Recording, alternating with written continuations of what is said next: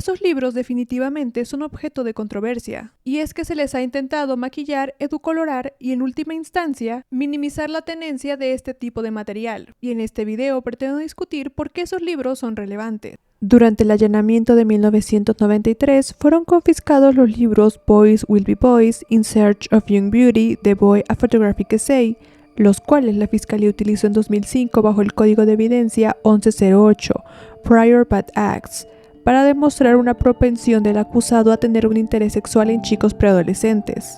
Los libros muestran fotografías de niños realizando diferentes actividades, vestidos, semidesnudos o completamente desnudos, muchos de ellos con las nalgas o los genitales expuestos o en posiciones que rozan lo erótico. Para que se den una idea del contenido de esos libros, en comentarios pondré los links para que puedan ir a revisarlos, ya que si pongo los libros aquí en el video, probablemente el video me lo bajarán por material inapropiado. Cabe aclarar que estos libros no son considerados no pornografía infantil al no estarse retratando el acto sexual per se. Por lo tanto, son legales y pueden ser comercializados. No obstante, durante los casos de abuso sexual infantil pueden servir como evidencia, al considerarse sugerentes y en última instancia, servir como fuente de fantasía para pederastas. Y precisamente de esto habla el artículo que está apareciendo en pantalla.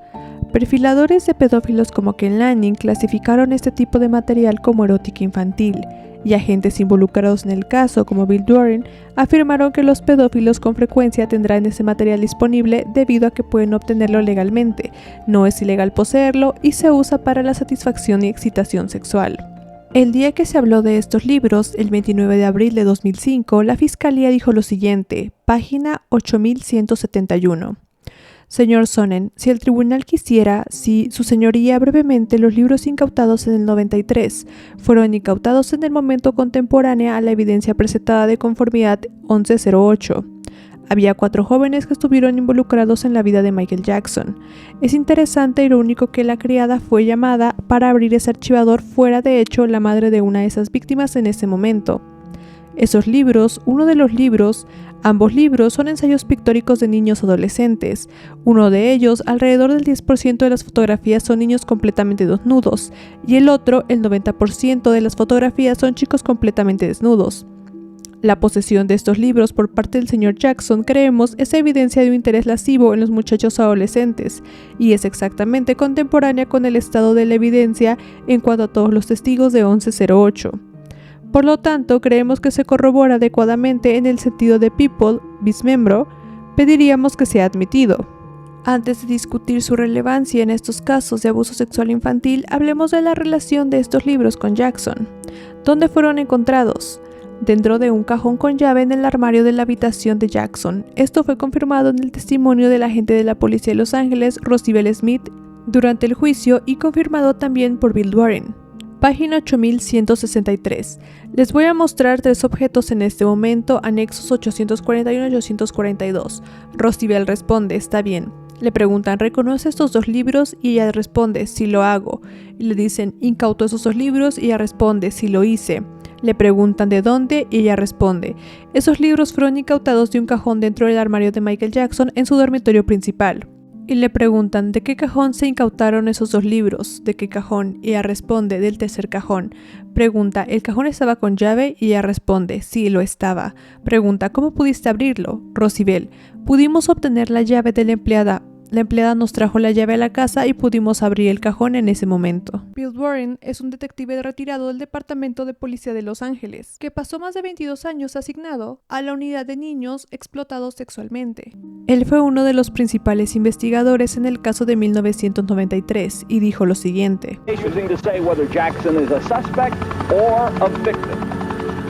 You go into Mr. Jackson's bedroom. It's a very large room, a lot of stuffed animals, a lot of things that would be attractive to children. It wasn't a surprise because I went through many people's homes and found the same type of items, although on a lesser scale. One item that we found in the locked filing cabinet was a book showing nude boys in nude poses. It's not illegal. It's a book that I've seized in other investigations. If it's a person who has this material, who has a sexual interest in children, it becomes child erotica. Geordie had drawn and described distinctive markings on Jackson's genitals. based upon what the boy has said, and obtained a search warrant, not only for Jackson's residences, but also for Jackson himself. We corroborated what the boy has said, and we were able to corroborate that through the photograph of Mr. Jackson. Pero, ¿por quiénes fueron escritos? Ambos libros fueron compilados por dos pedófilos conocidos como Martin Swithenbank y Ronald Drew, bajo los seudónimos George St. y Martin y Ronald C. Martin Swithenbank era oficial de NAMBLA y fue encarcelado por 10 años por sodomizar a niños pequeños y deportado al ser liberado. El coautor, Ronald Drew, fue despedido de su puesto de profesor por abusar sexualmente de un estudiante. Autodenominados pedófilos como Aho Ortiz, Karel Egemeina, Jack Simonot, entre otros, contribuyeron con fotografías para el libro. En resumen, libros hechos por pedófilos para un público similar. De hecho, uno de los fotógrafos que aportó fotografías a los libros, Ortiz, concedió una entrevista a un sitio web que defiende las relaciones entre niños y adultos, explicando sus relaciones sexuales con niños y cómo colaboró con Swithenbank para ambos libros. En la entrevista se dice lo siguiente: Pan, esa alegría se refleja con tanta fuerza en tus fotos. Todos podemos recordar cuando salieron esos dos primeros libros importantes, The Boy and Boys Will Be Boys. Ortiz responde: fui colaborador principal. Eso fue con el señor Swithenbank en Nueva York. Estos dos libros, ese es el mérito de él, pero nunca me pagó. Y luego la policía registró su casa y se llevó todo. Otro de los colaboradores, Nichols, un autor llamado Boy Lover, también habló sobre la creación de los libros en una entrevista en 1977 a la revista Midwest Gay Academic Journal. También hace otra aclaración que las editoriales donde fueron publicadas estos libros, Book Explorers Inc., eran editoriales famosas en ese entonces por distribuir material para boy lovers, o sea, amantes de los niños varones. En esa entrevista se dice lo siguiente: Nichols, me interesé porque soy un boy lover. Obviamente desde 1967 hasta 1970 trabajé en Book Explorers Inc.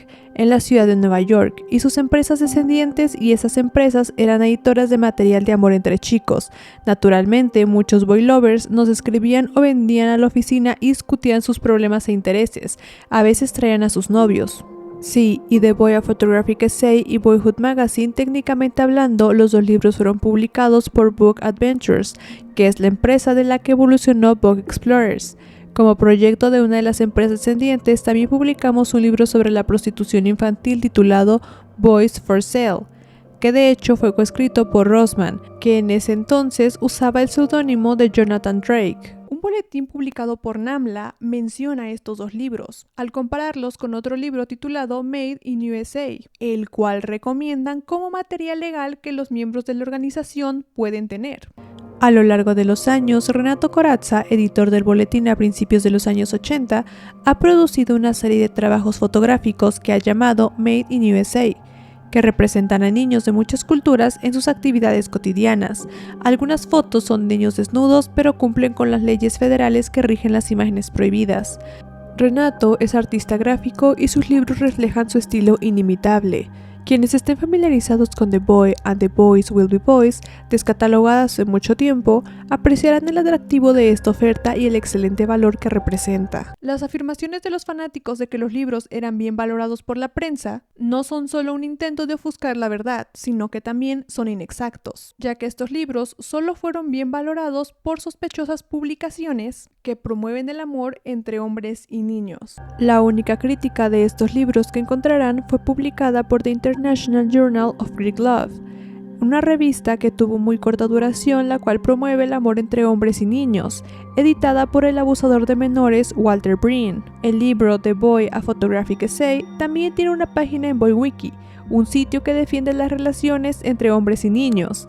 Este sitio dice que cuando salió el libro recibió muchas buenas críticas en la prensa homófila. Los fanáticos dicen que el hecho de que el libro Boys Will Be Boys se incluyera en la Biblioteca del Congreso en 1966 demuestra de alguna manera su valor como arte, pero las leyes contra la pornografía infantil eran prácticamente inexistentes antes de 1970 en los Estados Unidos. Si así eran con la pornografía infantil, obviamente serían mucho más flexibles con la erótica infantil. Pero, ¿cómo es que estos libros llegaron a las manos de Michael Jackson? El argumento de la defensa es que uno de los libros fue regalado por una fan, y esto parece ser corroborado en una inscripción en la página inicial de uno de los libros, el cual dice: A Michael de Tufan Ronda, 1983, Chicago. El de A en mayúsculas y repasado en negritas, se ha teorizado que Ronda en realidad es un apodo para Ronald Drew, uno de los autores. Y de ser un fan, ¿por qué le parecería buena idea regalarle a su ídolo este tipo de libro? A menos que ese fan pensara que a Jackson le gustaría ver a un montón de niños desnudos en un libro. Del otro libro nunca se especificó cómo es que lo obtuvo. Existe el mito de que a Jackson le llegaban miles de regalos por parte de sus fans, los cuales él no tenía la oportunidad de revisar. Pero esto no es correcto, según lo que testificó Joseph Marcus en el juicio de 2005, el administrador de la propiedad de Neverland, quien trabajó ahí durante 17 años. Y él testificó en 2005 que cualquier regalo que fuera para Jackson primero era pasado por un filtro, y ahí se escogían solo las mejores cosas, o sea, las cosas que creían que le gustarían a Jackson para llevárselas a su propiedad. Página 9710. Pregunta: ¿entonces el correo de admiradores que se envía al rancho de Neverland es de lo que estoy hablando? Marcus: sí. Pregunta: ¿dónde se entrega finalmente eso? Marcus: se entrega en la oficina de correos de Los Olivos y luego se entrega en la propiedad. Pregunta: cuando llega a la propiedad, ¿a dónde va? Marcus: a veces va a Los Ángeles y a veces algunas de las mejores cosas podemos guardarlas en la propiedad. Pregunta: ¿en el pasado alguien lo filtraba o simplemente se dirigía al señor Jackson y le decía: aquí, lea su correo? Marcus: no. Pregunta: ¿terminaba a veces en el edificio de administración? Marcus: sí. Pregunta: muy bien, y a partir de ahí dijiste algo sobre las mejores cosas. Entonces, volviendo a esa respuesta, ¿cómo se tomaba la decisión de que debe ir al propio señor Jackson para que lo viera? Marcus: recuerdos, solo algunos de los artículos más bonitos que creía que podría estar interesado en ver lo que los fans le han enviado. En una entrevista con Diane Sawyer en el 95, cuando se le preguntó sobre los libros en el minuto 7:30, Jackson mintió diciendo que no estaba consciente de ellos y que no los había visto, pese a tenerlos bajo llave en su habitación y haber escrito dentro de la portada de Boys Will Be Boys. Y escribió lo siguiente: mira el verdadero espíritu de la felicidad y la alegría en las caras de estos chicos. Este es el espíritu de la infancia, una vida que nunca tuve y con la que siempre soñaré.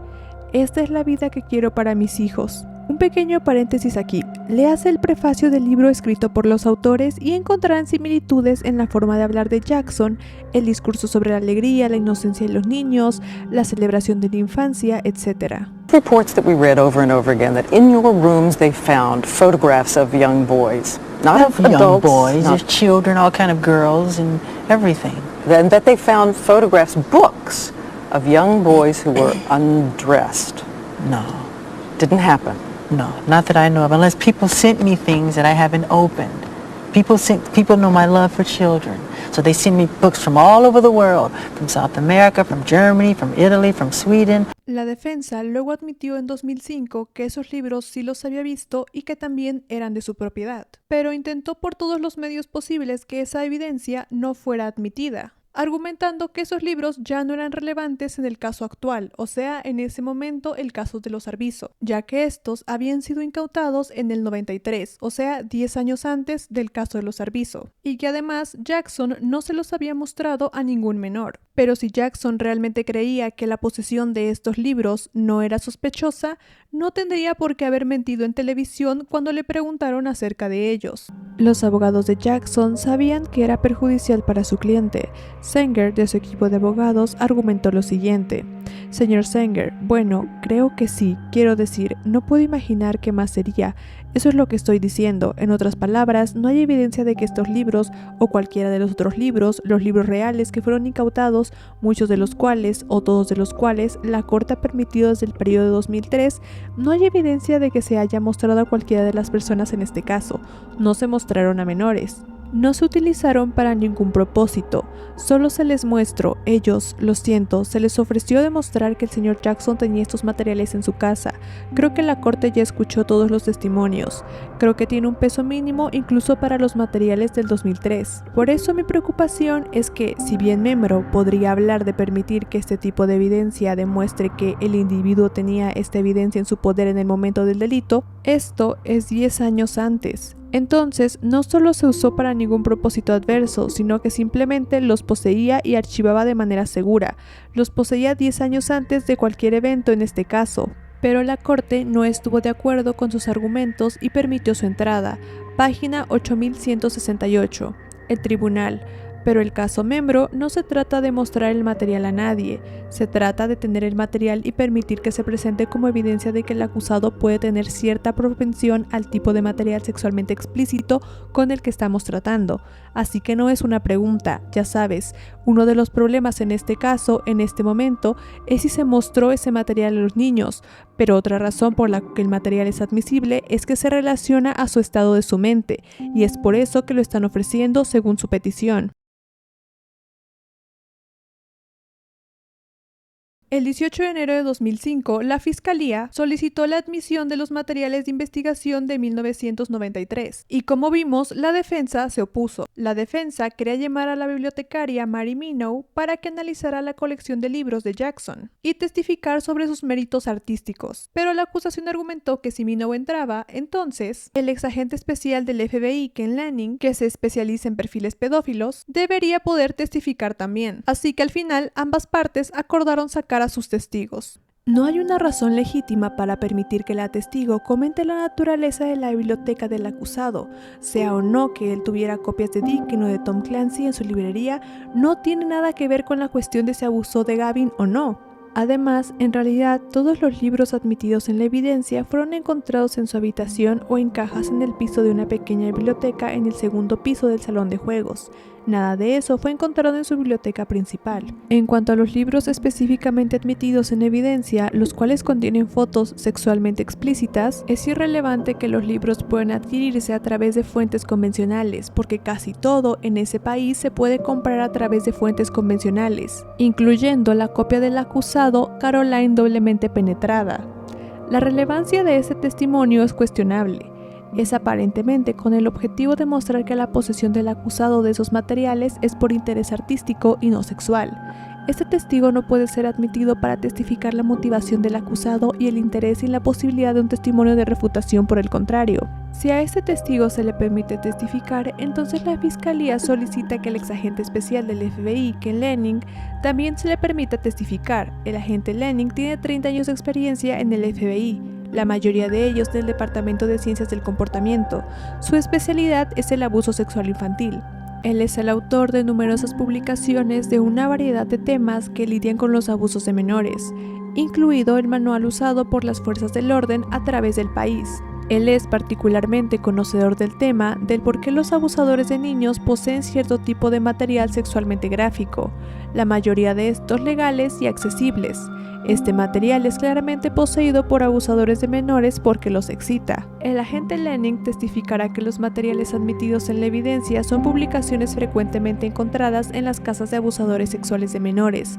Testificará que sus conversaciones con abusadores de menores y quienes entrevisten a sus abusadores de menores confirmará que tienen ese tipo de material porque los excita sexualmente. El 29 de abril, el juez permitió la entrada de la evidencia de los dos libros, basándose en Membro, o sea, un caso que aborda las excepciones para la concesión de pruebas de carácter que demuestren la intención y el motivo del acusado. Durante el juicio, a los miembros del jurado solo se les mostró parcialmente estos libros, mediante un proyector, y no se les permitió manejarlos por su cuenta. Durante el interrogatorio de Wade, Sonnen le entregó los libros, pidiéndole que describiera ciertas imágenes y preguntándole cómo estos libros afectaban su opinión sobre Jackson, y de la idoneidad de un hombre adulto que comparte la cama con un niño que no es su familiar. Wade se mostró incómodo por las imágenes, pero lógicamente al estar del lado de la defensa, él lo justificó, diciendo que no eran libros pornográficos.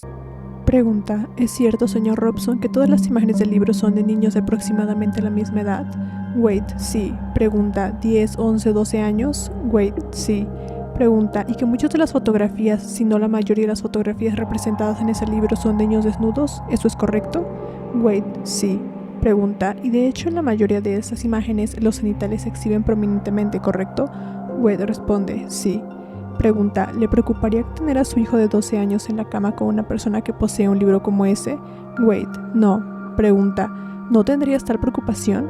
Wade: no, para mí no es un libro pornográfico, es una especie de, no sé, solo un libro. El jefe de jurados, Paul Rodríguez, más tarde afirmó en una entrevista que no revisó los libros, porque, según él, dice, no quería mirarlos, no quería que influyera en mi decisión. Como estos libros eran parte de la evidencia 1108, o sea, evidencia que muestra la propensión a un delito, pero no era evidencia que formara parte del caso como tal, ya que, como lo dije, estos libros se incautaron 10 años antes de los alegatos de abuso de Gavin Arvizo, así que los jurados no pudieron basar su decisión en estos libros, y esto según las reglas para la admisión de la evidencia, ya que mucha de la evidencia incautada en 1993 no se permitió, porque según la ley de California, el juez estaba obligado a dictaminar si el valor probatorio de la evidencia propuesta supera el valor perjudicial. Es decir, el juez debía proteger los derechos del acusado de no ser juzgado por un delito conforme a pruebas de delitos anteriores. ¿Pueden considerarlo? Sí,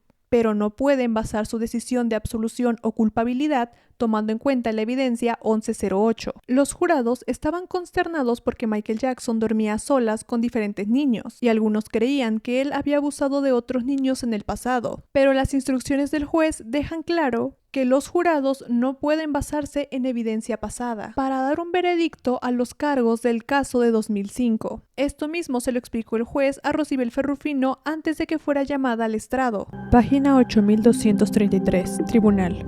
Al jurado, el próximo testigo incluirá testimonio sobre 2 libros, anexos 841 y 842, y quiero informarles que estos anexos se encuentran dentro de la misma instrucción que yo les brindé con respecto a la evidencia 1108, la evidencia del código de la sección 1108 relacionada con los presuntos actos sexuales anteriores. ¿Recuerdan esas instrucciones que les di hace algún tiempo? Ese material está conectado a eso y tiene la misma limitación. Al final del juicio le reiteramos esa instrucción para que no sea la última vez que escuche la instrucción. Además, hay que considerar que el jurado apenas revisó los libros y que no son expertos en casos de abuso infantil, que es uno de los problemas cuando se colocan de jurados a personas comunes. En una entrevista a uno de los jurados, Melissa Gerard, el reportero Dan Abrams le preguntó sobre si se sentía cómoda que un hombre que duerme con niños poseyera esos libros además de la pornografía. Abrams, sabes, me impresionó. Y déjame quedarme contigo, Melissa.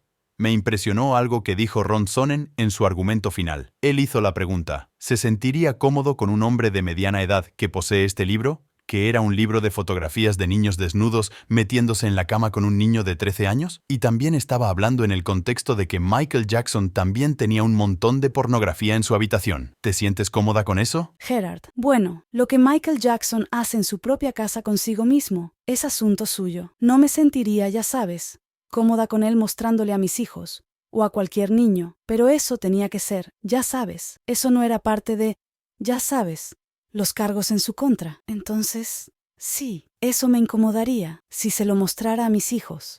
A continuación explicaré la relevancia de estos libros en este tipo de casos. Habiendo repasado el tratamiento que se les dio a estos libros durante el juicio de 2005 en la parte inicial de este video, la pregunta sería, ¿qué tan relevantes son estos libros en este caso? Respuesta corta, muy relevantes. Y primero hay que entender que la posesión de este material va ligada al contexto de la persona que los posee. No por nada la policía de Los Ángeles confiscó estos libros durante la redada Neverland en el 93, porque como profesionales están obligados a confiscar cualquier cosa que pueda ser relevante para el caso. Y estos libros lo fueron. Lo condenatorio aquí no es que una persona tenga estos libros, lo condenatorio es que si analizamos todo el panorama, Jackson compartió gran parte de su tiempo, así como su cama, con una sucesión de niños de la misma edad que los retratados eróticamente en esos libros. Jackson ha sido acusado desde los 90 por niños y eso es altamente inquietante, así como lo describe este libro. Dice: tanto la pornografía infantil como la erótica deben incautarse como evidencia cuando se encuentran en tales casos. Los pornógrafos de niños a veces son abusadores de niños. Incluso la fotografía de niños completamente vestidos podría ser evidencia de la motivación sexual de un delincuente o su relación con niños, debido a que la posesión de artículos eróticos infantiles generalmente no es ilegal. Se debe considerar cuidadosamente la base legal para su incautación. Si hay dudas sobre la legalidad de la incautación, su presencia debe ser notada y, si es posible, documentada o registrada visualmente.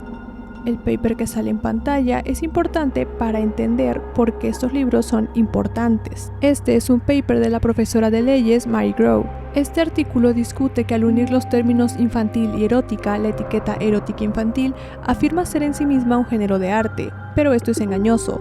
Según lo que ella describe, la mayor parte del material al que se hace referencia con esta etiqueta es material cuyo objetivo principal es despertar un interés sexual en niños, por lo tanto no está relacionada ni con el erotismo ni con ningún género artístico. El término ha sido mal utilizado para cubrir una amplia gama de materiales, la gran mayoría de los cuales no son arte, sino material cuyo propósito principal es excitar sexualmente y despertar el interés sexual del consumidor adulto en los niños. Y esto es tristemente lo que niegan los abogados de Jackson y sus fans, al catalogar los libros como netamente de naturaleza inocente o ilustrativa, pese a que las intenciones de sus editores o autores no eran artísticas, sino para facilitar por allá en los lejanos años 60 el tener este tipo de material sugestivo de manera legal. Y cualquiera que revise estos libros sin estar en negación puede ver lo altamente turbios que son, sobre todo si los ligas al contexto en el que estamos hablando. Otro artículo menciona que hay dos perspectivas diferentes que son relevantes al considerar el tema de las colecciones que tienen los pedófilos. Una es la pornografía infantil y la otra, el tema que estamos tratando, es la erótica infantil, que puede variar de fotos niños vestidos a fotos de niños desnudos. Muchos pedófilos coleccionan cosas del día a día, como catálogos de ropa de niños, libros donde aparezcan niños, revistas nudistas, etc., para suplir estas necesidades. La segunda perspectiva que podemos identificar, y para los propósitos de este artículo, una más importante, es que al enfatizar un enfoque psicológico de las imágenes atractivas para los adultos con un interés sexual en los niños, en lugar de las imágenes legalmente definidas como obscenas, podemos identificar una variedad de tipos de imágenes perceptiblemente diferentes, solo algunas de las cuales pueden ser ilegales. Los tipos de imágenes que se pueden identificar van desde imágenes de niños vestidos, pasando por desnudos y poses eróticas explícitas, hasta imágenes de una agresión sexual al niño fotografiado. En este artículo se menciona lo siguiente: la erótica infantil se puede definir como cualquier material relacionado con los niños que tiene un propósito sexual para un individuo determinado. Algunos de los tipos más comunes de erótica infantil incluyen juguetes, juegos, computadoras, dibujos, escritos de fantasía, diarios, recuerdos, ayudas sexuales, manuales, cartas, libros sobre niños, libros psicológicos sobre pedofilia y fotografías comunes de niños. El hecho de que no se haya encontrado no pornografía infantil en las propiedades de Jackson no quiere decir que esto reste valor a lo que sí se encontró, aunque debo recalcar que la policía tenía la sospecha de que ciertas cosas habían sido retiradas antes de que llegaran a inspeccionar su casa, ya que se encontraron estantes de video vacíos en su salón de video.